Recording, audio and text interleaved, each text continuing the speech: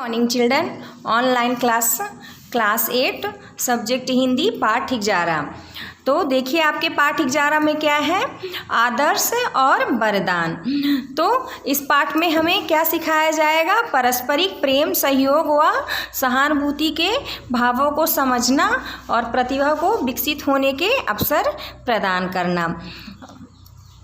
आइए हम अपना पाठ पढ़ते हैं। संध्या का समय था। दिन भर के थके हारे दीनानाथ शर्मा अपनी फैक्ट्री से घर लौटे। कमरे में प्रवेश किया ही था कि मेज पर पड़े निमंत्रण पत्र पर निगाह पड़ी। बरवश हुए उस तरफ खींचे चले गए। लिफाफा खोलकर देखा तो आश्चर्य मिश्रित प्रसन्नता उनके चेहरे पर छा गई। छगन का निमंत्रण पत्र। उसने नर्सिंग होम खोला है, उसने उद्घाटन पर बुलाया है। लिफाफे पर प्रेषक के स्थान पर लिखा था डॉक्टर छगन चौधरी। छगन वही छगन। उन्हें तो विश्वास ही नहीं हो रहा था कि छगन डॉक्टर बन गया है और अपना नर्सिंग होम खोल रहा है। वे बार बार निमंत्रण पत्र पढ़ने लगे। विचारों में खोए दीनानाथ कुर्सी पर बैठ गए। मन में अतीत के बंद दरवाजों को खोलने लगे। कैसे भूल सकते थे उस लड़के को जिसने अपनी जान की बाजी लगाकर उनके प्राण बचाए थे। उन्हें याद आया कि वर्षा की पहली फुहारें धरती पर पड़ते ही वातावरण मिट्टी की सौंधी सौंधी महक से भर गया था। बादल छाए हुए थे। वर्षा रुक गई थी, किंतु मटमैला पानी अभी भी गलियों में बह रहा था। बच्चे पानी से खेल रहे थे, गीली मिट्टी से घरौंदे थाप रहे थे। दीनू और रानी ने पिताजी से घूमने जाने की जिद की। मना करने पर भी जब बच्चे नहीं माने तो शर्मा जी अनमने से बच्चों को साथ ले तालाब की तरफ निकल गए। गांव में घूमने की तो कोई खास जगह थी नहीं, बस मात्र एक तालाब था। तालाब की पाल पर बड़े बड़े वट वृक्ष इसकी पुरातनता की गवाही देते थे। एक मंदिर था, उसके पास ही बड़ा सा चबूतरा बना था। वे वहीं पर बैठ गए। दीनू और रानी बहते पानी में खेलने लगे। अचानक दीनू का पांव फिसल गया और वह तालाब में गिर गया। शर्मा जी ने जब यह देखा तो वे जोर जोर से चिल्लाने लगे। उनकी आवाज़ सुनकर पास ही बकरियां चराने वाला छगन दौड़ा आया। उसने दीनू को डूबते देखा तो तुरंत तालाब में छलांग लगा दी। पहले तो वह भी पानी में डूबता सा लगा, परंतु दूसरे ही पल पानी पर तैरता दीनू को खींचता नजर आया। हाँफता हुआ छगन दीनू को किनारे खींच लाया। शर्मा जी का तो कलेजा मुंह को आ गया था। उन्होंने सहारा देकर दोनों को संभाला। दीनू घबराया हुआ खड़ा था, छगन हाँफ रहा था। शर्मा जी ने छगन को सीने से लगा लिया। आंखों में आंसू भर आए। वे बोले, आज तुमने ही दीनू के प्राण बचाए हैं, नहीं तो अनर्थ हो जाता। छगन ने शिष्टता से कहा, मुझे तैरना आता था। जब भी बकरियां चराने आता हूँ मैं तालाब में खूब तैरता हूँ। जैसे ही आपकी चीख सुना तो मैं अपने आप को रोक नहीं पाया। उसके सभ्य आचरण से शर्मा जी बहुत प्रभावित हुए। प्यार से सिर पर हाथ फेरते हुए उन्होंने पूछा, तुम पढ़ने भी जाते हो बेटा? वह बोला, जी मैं 8वीं कक्षा में पढ़ता था, फीस नहीं होने से पढ़ाई छोड़ दी, अब बकरियां चराता हूँ। तुम्हारा नाम क्या है और कहाँ रहते हो? शर्मा जी ने पूछा। मेरा नाम छगन है और गांव के बाहर मेरा घर है, संकोच के साथ उसने कहा। अच्छा बेटा, तुम्हारा एहसान मैं कभी नहीं भूलूंगा, भगवान तुम्हारी मदद करे। कहते हुए शर्मा जी ने दीनू को संभाला। दीनू अनहोनी से अब तक भयभीत था। घर पहुंचकर भी शर्मा जी उस घटना को भूल नहीं पा रहे थे। बार बार उस सहज सुंदर शिष्ट बालक का चेहरा उनकी आंखों के सामने आ जाता। उन्होंने छगन की मदद करने का निर्णय किया। प्रातः काल था। छगन बाजार जाने को तैयार हो रहा था। बाबा आंगन में खटिया पर बैठे थे।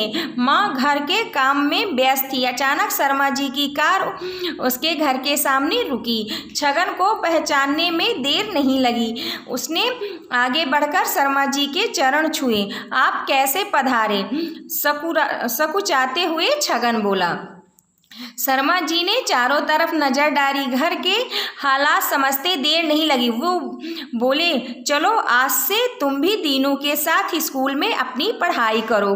तुम्हारे पढ़ाई का सारा खर्च मैं वहन करूँगा। छगन की प्रसन्नता का कोई पारावार न था।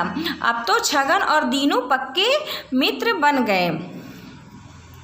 शर्मा जी सरकारी दफ्तर में अफसर थे। घर में सभी सुविधाएं थी। दीनू की सेवा में नौकर चाकर लगे ही रहते थे। कहाँ दीनू और कहाँ गरीब किसान का बेटा छगन। पर मित्रता ऊंच नीच नहीं देखती है। हृदय की गहराई से एवं सच्चे मन से की गई मित्रता भी निस्वार्थ एवं निर्मल होती है। एक दूसरे के सुख दुख के सहभागी बनकर ही मित्रता के आदर्श की स्थापना की जा सकती है। छगन और दीनू की मित्रता भी कृष्ण सुदामा की सी मित्रता थी। सुख का समय शीघ्र व्यतीत हो जाता। 3 वर्ष न जाने कैसे बीत गए। दोनों मित्र साथ साथ पढ़ते, खेलते और खाते। दीनू के लिए छगन एक आदर्श बन गया और छगन के लिए दीनू एक वरदान। अचानक एक दिन यह समाचार सुनकर छगन उदास हो गया कि शर्मा जी का स्थानांतरण अन्य शहर में हो गया। दीनू भी उदास था। आखिर मित्रों के बिछुड़ने की घड़ी आ ही गई। कितना रोए थे दोनों। नेक्स्ट पेज देखिए। अतीत के बारे में सोचते सोचते दीनानाथ की आँखों के कोर कब गीले हुए उन्हें पता ही नहीं चला। जब लुढ़क कर आंसू गालों पर आए तो दीनानाथ चौंक गए। जेब से रुमाल निकाला, चश्मा उतार कर पोंछा। इतने में रामू चाय ले आया। दीनानाथ अपने चेहरे पर उभरते अतीत के चित्र को रोकने का प्रयास करने लगे। चाय का प्याला उठकर चुस्कियां लेने लगे, लेकिन मस्तिष्क में फिर मधुर स्मृतियां कौंध गई। कितने खुश थे पिताजी जब अखबार में छगन का परीक्षा परिणाम देखा। वह बोर्ड परीक्षा की योग्यता सूची में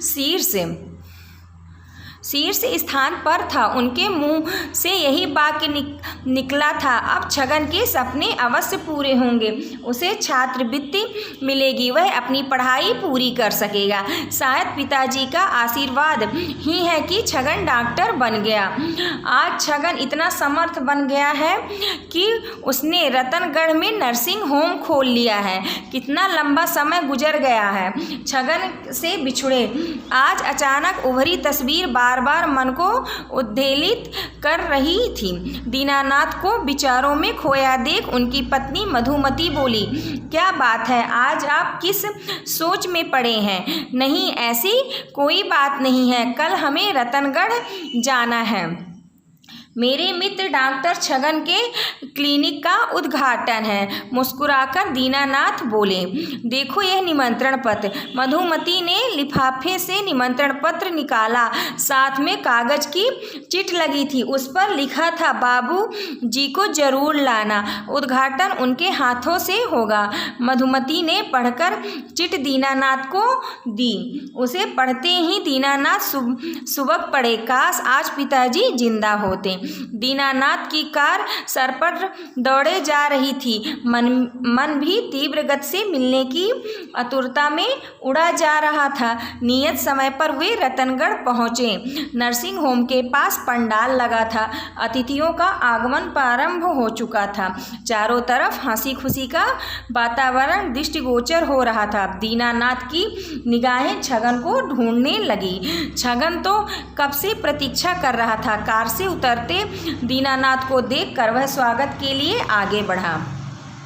दीनानाथ एक क्षण तो ठिठके, लेकिन उन्हें छगन को पहचानते देर नहीं लगी। छगन 20 साल में इतना बदला हुआ दिखाई देगा, उन्हें विश्वास ही नहीं हुआ। सुंदर हष्टपुष्ट शरीर, सूट पहने, चमकीली फ्रेम का चश्मा लगाए छगन उनके सामने था। छगन कुछ बोले उससे पहले दीनानाथ ने उसे गले लगा लिया। दोनों मित्र इस बात मिले जैसे राम और भरत का मिलन हो।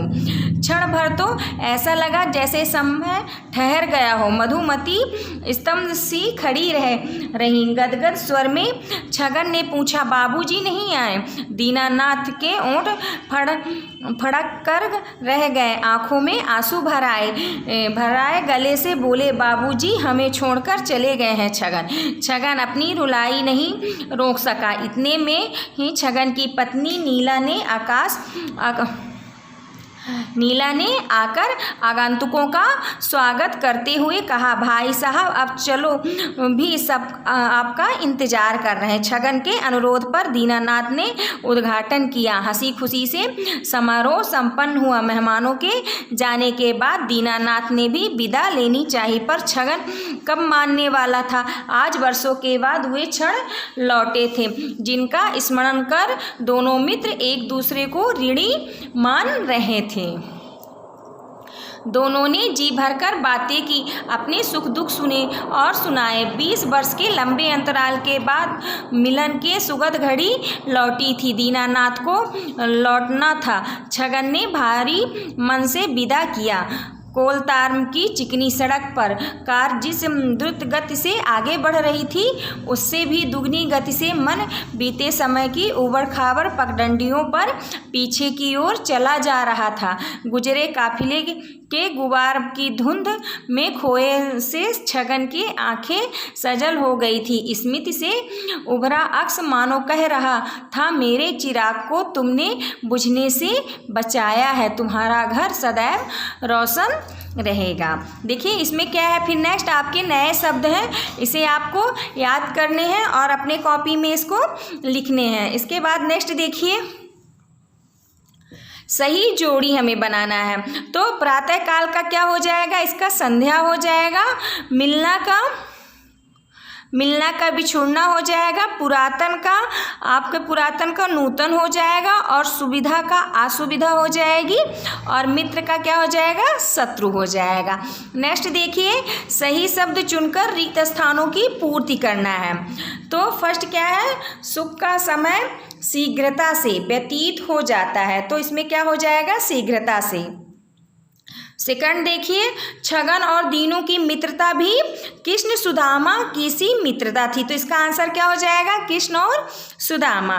थर्ड देखिए, लिफाफे पर प्रेषक के स्थान पर लिखा था, क्या लिखा था, doctor Chhagan Chaudhary. Next page देखिए,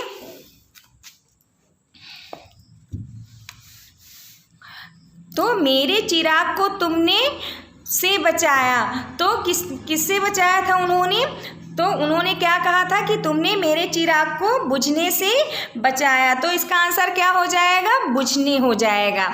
फिर देखिए आपके अतलघुत्तरी प्रश्न, दीनू को डूबने से किसने बचाया, तो दीनू को डूबने से छगन ने बचाया।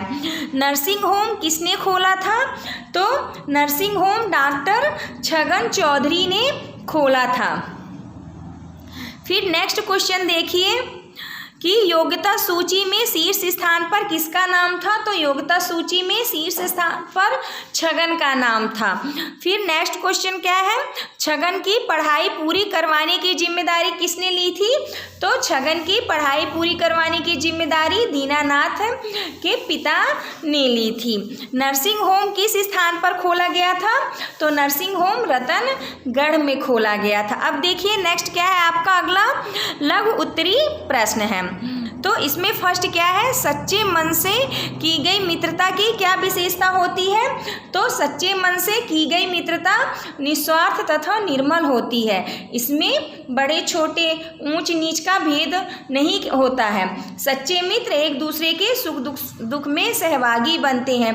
ये बातें ही आदर्श मित्रता की स्थापना करती है। दीनू और छगन एक दूसरे को ऋणी क्यों मान रहे थे, तो इसमें दीनू और जो छगन थे वो गहरे मित्र थे। दीनू छगन को अपना आदर्श मानता था, उसी के साथ उसकी पढ़ाई ठीक तरह हो रही थी। दूसरी ओर गरीब छगन के लिए दीनू एक वरदान की तरह था, जिसके कारण वह पढ़ पा रहा था, इसलिए वे एक दूसरे को ऋणी मानते थे। छगन की आर्थिक स्थिति कैसी थी? तो छगन एक गरीब किसान का बेटा था। उसके घर की आर्थिक स्थिति अच्छी नहीं थी। गांव के बाहर उसका सामान्य सा घर था। गरीबी के कारण पढ़ाई की फीस न दे पाने पर उसकी पढ़ाई छूट गई थी। वह बकरियां चराता था। उसकी गरीबी को देखकर शर्मा जी ने उसकी पढ़ाई की जिम्मेदारी ली थी। दीनू और छगन की मित्रता की तुलना कृष्ण और सुदामा से क्यों की गई है? तो दीनू एक संपन्न परिवार का बालक था। उसके पिता सरकारी अधिकारी थे। घर में सभी सुविधाएं थी। दीनू की सेवा में नौकर चाकर लगे ही रहते थे, जबकि छगन एक गरीब किसान का बेटा था। उसके पिता के पास पढ़ाई की फीस देने के लिए भी पैसे नहीं थे। वह गांव के बाहर रहता था। पढ़ाई छोड़कर वह बकरी चराता था। एक अमीर तथा दूसरा गरीब था, पर दोनों की मित्रता गहरी थी, इसलिए उनकी मित्रता की तुलना कृष्ण और सुदामा से की गई है। अब देखिए नेक्स्ट क्या है आपका अगला भाषा की बात है, तो इसे आपको बोलना है और लिखना है। फिर नेक्स्ट क्वेश्चन देखिए, निम्नलिखित शब्दों में से स और सा वर्णों के उचित स्थान पर रखकर अशुद्ध शब्दों को शुद्ध करना है। इसमें जो अशुद्ध है उसको हमें इस तरफ क्या करना है? शुद्ध करना। जैसे बरवस लिखा है तो शुद्ध बरवस किस तरह लिखा जाता है? इस तरह। इसी तरह सेकंड में शिष्टता हो जाएगी आपका, थर्ड में शीर्ष हो जाएगा, और पुष्टि में ये पुष्टि हो जाएगा, और फिर शासन और इसका राजसन हो जाएगा। निम्नलिखित शब्दों को वर्ण क्रमानुसार लिखना है हमें। तो देखिए ये आपको शब्द दिए गए हैं, इसको हमें वर्ण क्रमानुसार लिखना है। तो देखिए पहले क्या लिखना है? अंगूर, अंबर, अचानक, अच्छा, आंखें, आचरण, आराम, फिर इधर, ईश्वर, फिर उद्वेलित, उन्हें, ऊपर, एक, ऐतिहासिक, औकात। ये आपको इन शब्दों को हम क्या करें हैं? क्रम के अनुसार लिखे हुए। नेक्स्ट पेज देखिए, ध्यान दीजिए। देखिए आप लोग ये जो ब्रैकेट के अंदर लिखा है, वर्षा की फुहारें धरा पर पड़ते ही वातावरण मिट्टी की सौंधी सौंधी महक से भर गया। मिट्टी की खुशबू सर्वत्र फैली थी। बच्चे गीली माटी से घरौंदे थाप रहे थे। उपयुक्त गद्यांश में रेखांकित शब्दों में 4 प्रकार से शब्द सम्मिलित हैं। वर्षा, धरा, वातावरण, सर्वत्र। ये शब्द जो संस्कृत से ज्यों के त्यों हिंदी भाषा में सम्मिलित है, ये तमसम होते हैं। तो तमसम की परिभाषा क्या होती है कि ये वो संस्कृत के वो शब्द होते हैं जो कभी नहीं बदलते हैं, चाहे आप उनको हिंदी में लिखिए चाहे संस्कृत में लिखिए। ये पहले भी वैसे लिखे जाते थे और आज भी वैसे लिखे जाते हैं। उन्हें हम क्या कहते हैं? तमसम कहते हैं। फिर सेकंड देखिए, तद्भव लिखा हुआ है। तो मिट्टी, बच्चे आदि सब संस्कृत से परिवर्तित होते हुए हिंदी भाषा में आए हैं, तो वो तद्भव होते। तद्भव क्या कहलाते? जो संस्कृत के रहते हैं और फिर वो हिंदी में परिवर्तित होते हैं। सौंधी, माटी, घरौंदे, थाप शब्द आंचलिक बोलियों से आए। ये देशज शब्द है। देशज शब्द क्या है? जो हमारे देश में बोले जाते हैं वो हमारे देशज शब्द कहलाते हैं। महक और खुशबू ये शब्द विदेशी भाषाओं से आए हैं, इसलिए हमें क्या कहते हैं? इसको विदेशी या आगत शब्द कहते हैं। तो निम्नलिखित हमें ये शब्द दिए गए हैं, इसमें से हमें तमसम, तद्भव, देशज और विदेशी शब्द अलग अलग करना है। तो देखिए तमसम कौन कौन से हैं इसमें? निमंत्रण, मात्र, वृक्ष, छात्रवृत्ति, स्थानांतरण और तीव्र। ये आपके क्या हो गए? तमसम शब्द है। और तद्भव क्या हो गया? छाया और पगडंडी आपका तद्भव हो गया।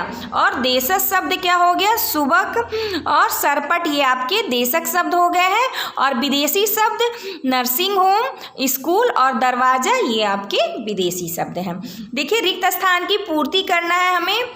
तो फर्स्ट क्या है? देशभक्त, देश के लिए अपनी जान की बाजी। इसमें क्या हो जाएगा? बाजी लगाने में पीछे नहीं हटते। सेकंड क्या है? अपने पुत्र को सही सलामत देखकर माँ की आंखें भर आईं, तो इसमें भर होगा। कृष्ण सुदामा के मिलन की बड़ी सुखद थी, यानी घड़ी थी। शेर को सामने देखकर राहुल का कलेजा मुंह को आ गया। इसका आंसर क्या होगा? 4 का मुंह होगा। फिर आपका लास्ट क्या है इसमें? अतीत के पलों को याद कर आशीष के ओंठ लगे, यानी फड़कने लगे। इसका आंसर फड़कने होगा। तो आपका ये पाठ यहीं ख़त्म होता है। Thank you.